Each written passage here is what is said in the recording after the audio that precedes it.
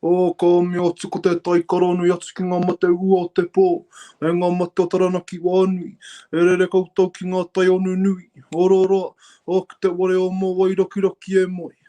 O ki mai ki a tātou e tau nei, ko ta i mai rai ngā iwi e waru o Taranaki, o ki te karakia o Ngāti Maru Wharanui. O ka mai o aki ko te kupuata i ka roa maru, a ki konei, a i tōna uru mō wai i tarata. A unu ia mā te paua mua, a te paua wao, unu ia marangi nui e tūnei, ma pupatuna koe takato nei, e rongo e wakari ake ki runga, turuturu o uti waka maua kia tīna, aumie, uie, tāiki. Tēnei maru ora e, tū maru awa te tū kora te tēnei te kawa te pare ngā uru tapu, nui wiua ki te au pukeri, ti tokona kia eke atu, ki tau pai nui o piki te ora, ka ti toko te i o ko te ora i te pū, i te weu, i te aka, ki a i o tamore nui, ki a o ko mata, waka e a te pito mata, ti e maru ora e, a ti hei, pai ahaha.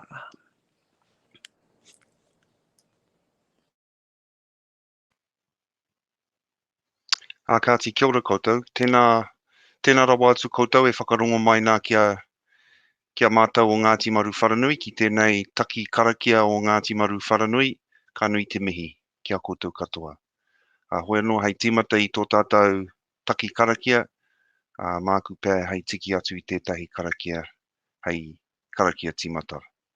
Nā reira, ruruku te rangi e rongo tēnei te rangi ka ruruku. Piere te rangi e rongo tēnei te rangi ka piere. Ngā tata te rangi e rongo tēnei te rangi ka ngā tata. Tēnei te rangi ka ka mau ko te ruruku i ruku tia e ko rangi nui e tūnei. Tēnei te ruruku ka mau ko te ruruku o tēnei whenua i ruku tia kuti peka ko papatua nuku e takoto ake nei. Tēnei te ruruku ka tā mau e ki ngā tauira. He ruruku ki tēnei matua iwi, he ruruku ki a Ngāti Maru Wharanui e hai. E rongo e wakairi hi ake ana ki runga hei. Turuturu o whiti whakamaua kia tīna. Haumie, hui e tāiki. Tāiki e. Kia ora tāpai.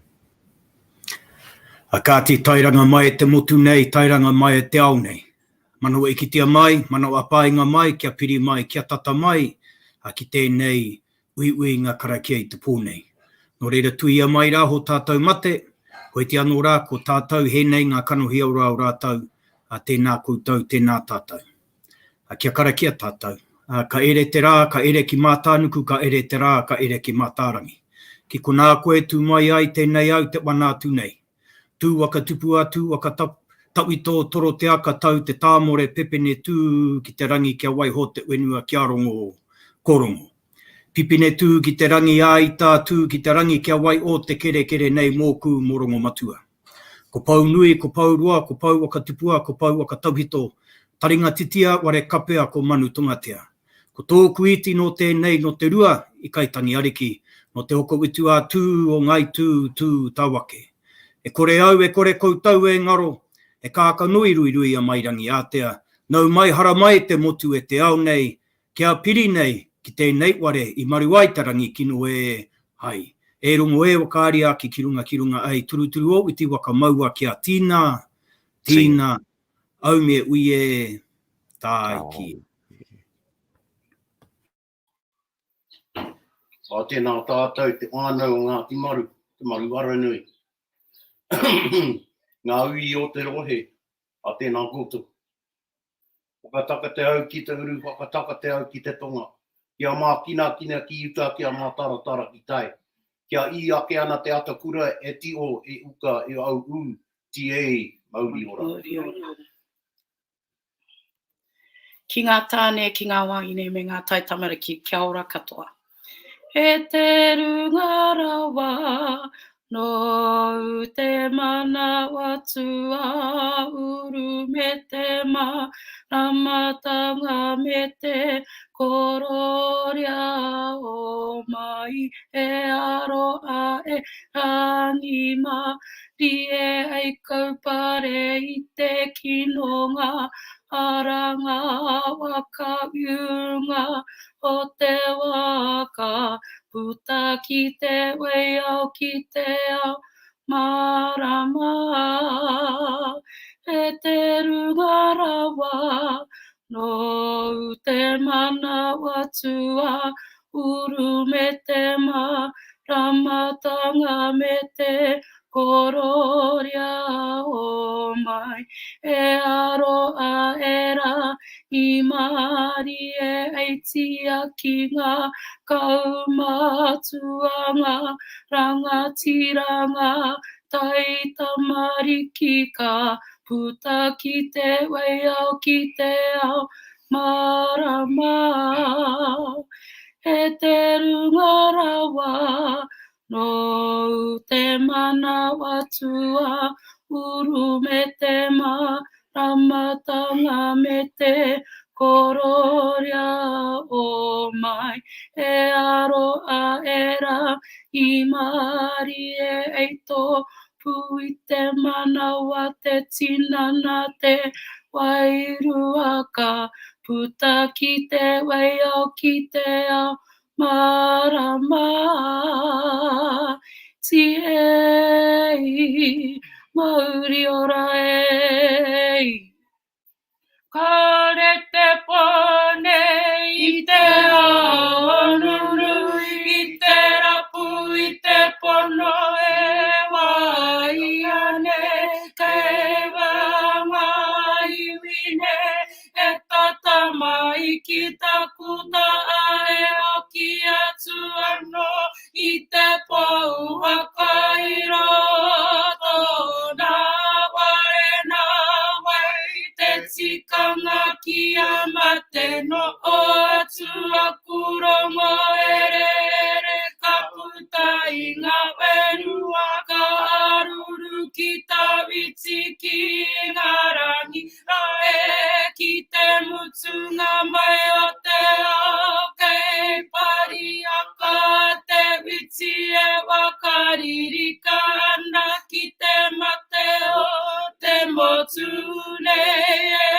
una ne ki te moni ki e taku a te i te tau o tōna tika ki a tia paruru au ki te potore ui a ki a ka upurua e ko paki paki kapa e a meno o irunga i taku a kai a te mana Wharanui ere ai e to uana iwi ki te rangi mari e kei kino kei poke kei wakanoa i te tapua te asua e korenga iwine ware ware i taku ngā kau i pani a taku kiri ki te tō mai rangi e tuturu nei ki te wenua tā e ke ai oe ngā iwi nei ki taku tinana nei e.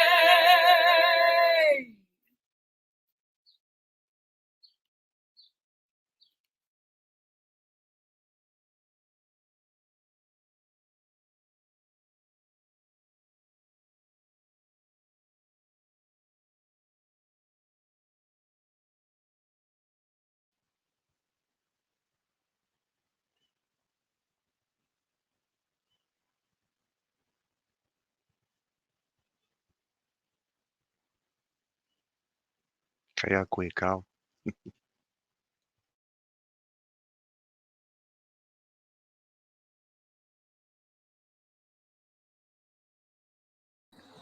Aroha mai, te whānau, tēnā koutou, tēnā tātou, mi hana kia koutou, māua ko taku nei pōtiki ko Aotearoa mai Ingarangi nei, ko tō maua nei karakia, e tau nei ki rungi a tāta katoa, te wairua o ngā mātua tupuna. Nā rātou i wakatakatu te ara hi koinga mā tātou ngā uri, i whakatōki o tātou ngākau ki ngā tikanga, i ara takinga i a tātou. Kia ngākau nui ki ta hāpai a tātou mai katoa, i o te whono, te tika, te māramatanga. Me te aroha anō o tētehi ki tētehi. E rongo wakairi aki ki runga kia tīnā, tīnā. Tīnā. Ia e, hui e, tāi. Mai ki e. Wai. Ai te iwi, tēnā koutou. He uri ahau, no te wānau pere, me te wānau ngata aero o te kere. Nō nei ngā kumu o ngā tūpuna o te kāhui maru, tere atu te awa tūpua. Ko nei ana pere tōku ingoa, nō reira tēnā koutou, tātou. Māku e ruruku. Kāranga ki a ranginui e tū e o nei.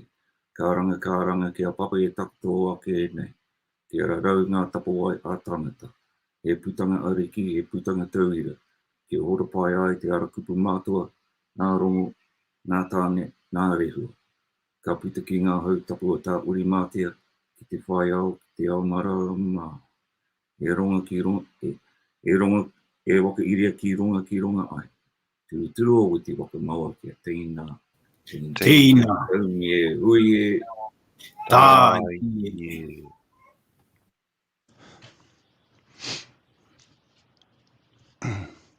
Tēnā koutou e ngā iwi e mātaki mai ana i tēnei ahiahi.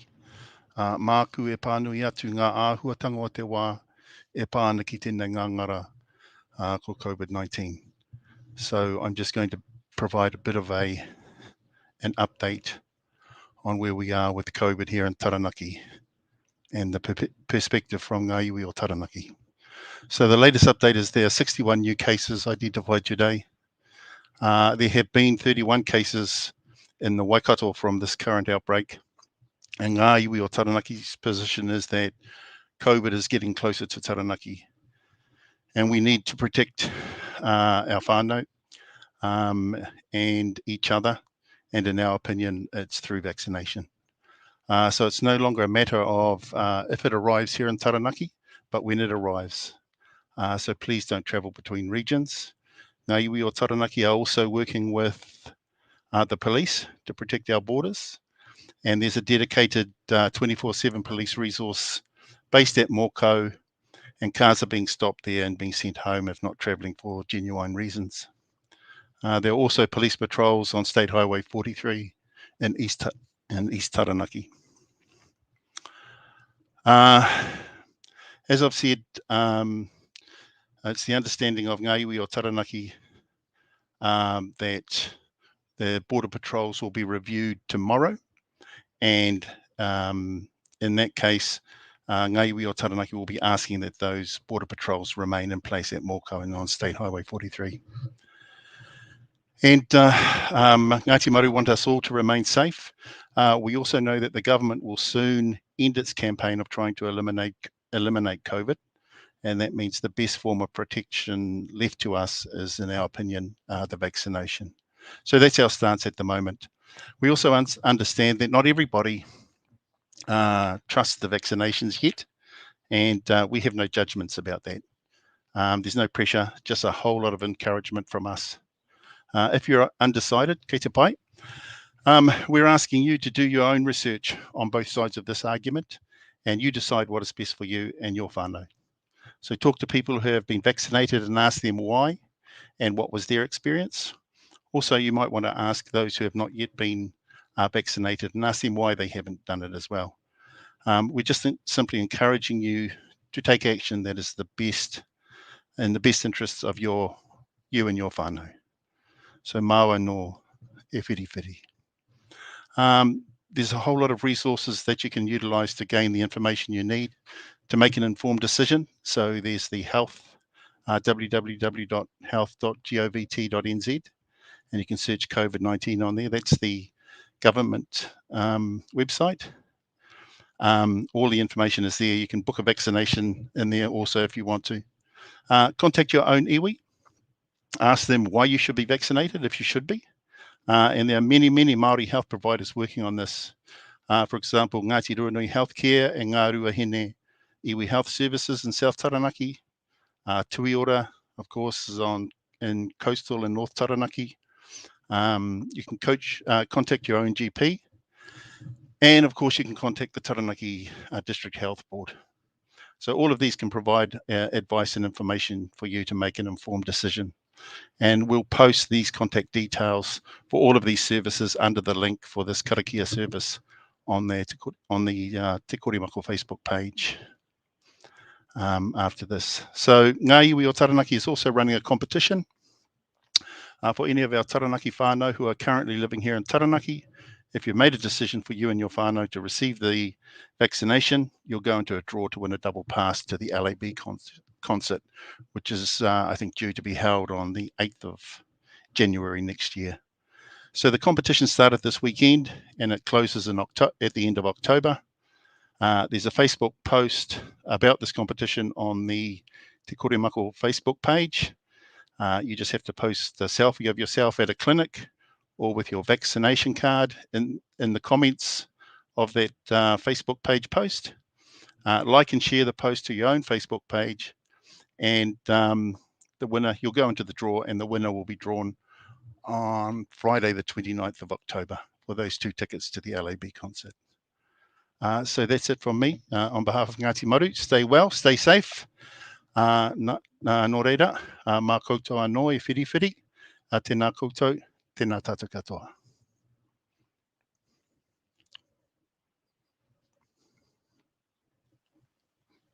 Jamie, he kōrero anō au? Well, hei tāpiri atu i ngā kōrero a Anaru. Hei wairai te io he nā kōrero. Kia haumaru tātou ne. Kia kaha rā tātou ki te tiaki a tātou anō. Tērā pia he wā anō pia kāo. Mau he kōrero mo tēnei ngārara me te mōhio anō. Ko pāngia koe e tēnei mate uru tānei. Tērā pia hei ngā rangi, hei ngā wiki e haere ake nei ka waiwā i koe ki te wakamārama ki te iwi. I ngā kinonga o tēnei mate. Hoi anō. Koe rā nui ho whānau. Kia kaha rā tātou, kia manawa nui rā tātou. So just adding to Anaru's pānui, I think, it's just to support one another. We still live in challenging times, and many of our whānau in Tāmaki that have been locked down for a long period of time now. Those of our whānau in Waikato and throughout the country. I just sort of want to echo Anaru's comments that, it's not a matter of if, it is a matter of when. And so kia kaha tātou. So just ask our whānau to have discussions with each other. We are all whānau, and as Anaru said, no judgment, but we all have particular perspectives, and all I do is encourage our whānau to talk to one another, those that have been vaccinated, those that haven't. And I runga anō mā te kōrero, ka wai mārama tātou ki ngā huatanga o tēnei mate. And as I said, I think there's probably an opportunity for you in the coming days, unless you've already done this, Carl, to talk about your experience with COVID in the UK, because I think that would be really insightful for a lot of our whānau out there in terms of, the impacts and the challenges of this particular mate. Hoi anō. E mihi ana kia tātou. Mihi ana, kia tātou o Ngāti Maru, tātou anō oki o Taranaki Maunga, koutou, kei tēnā pito, te mutu tēnā tātou. Tēnā koe, Jamie. O tira tēnā koutou katoa. Ko riro māku hei whakakapi i tō tātou Taki Karakia.